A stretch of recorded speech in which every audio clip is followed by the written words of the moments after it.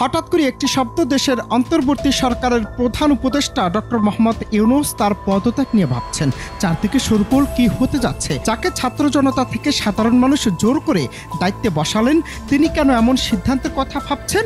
এরপর উপদেষ্টা পরিষদের উদ্যোক্তার বৈঠক। অন্যদিকে আজ শনিবার আবারও উপদেষ্টা পরিষদের সাথে বৈঠকের পর দেশের দুই রাজনৈতিক দল জামায়াত বিএনপির সাথে বৈঠকে বসেছেন প্রধান উপদেষ্টা। এবার গেল 48 ঘন্টা ধরেই মুখিয়ে আছে মানুষ। কিসের বৈঠক এটি, কিংবা কি সিদ্ধান্ত আসছে?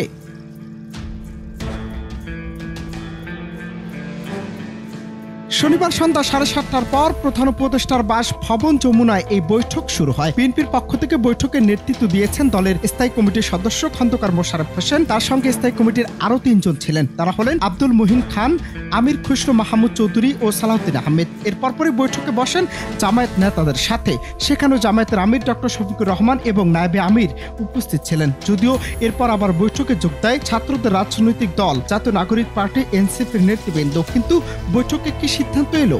বৈঠক শেষে বিএনপির পক্ষ থেকে বলা হয়েছে তারা 3টি বিষয়ে সবচেয়ে বেশি গুরুত্ব দিয়েছেন: বিচার, সংস্কার এবং প্রধান হলো নির্বাচন। বিএনপি মনে করে সংস্কারের জন্য কখনো নির্বাচন আটকে থাকতে পারে না। তার উদাহরণ হিসেবে বিএনপি বলছে সংস্কার একটি চলমান প্রক্রিয়া। এদিকে সংস্কার ও বিচারে গুরুত্ব দিয়ে জামায়াত বলছে নির্বাচন যথাসময়েই হওয়া উচিত।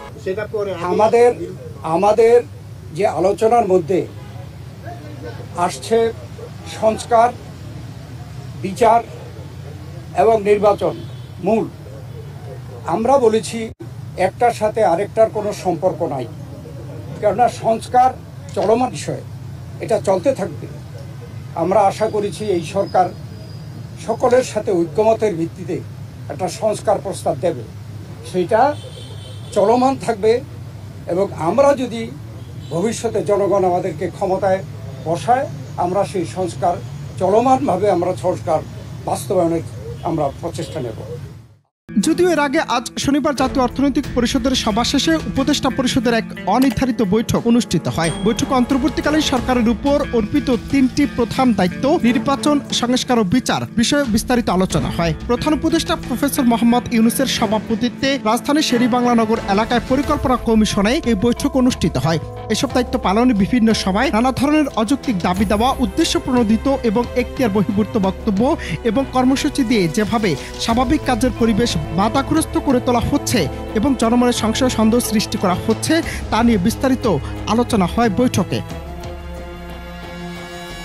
কিন্তু প্রশ্ন হলো, দেশের এই অবস্থায় অন্তর্বর্তী সরকার প্রধান কি সিদ্ধান্ত নেবেন? তিনি কি কঠিন কোনো সিদ্ধান্ত নেবেন? যদি তাই নেন, তাহলে সেটি কি হতে পারে? সেই আশায় মুখিয়ে আছে দেশের মানুষ। অনন্ত হাসান মাসুদ, বাংলা টিভি, ঢাকা।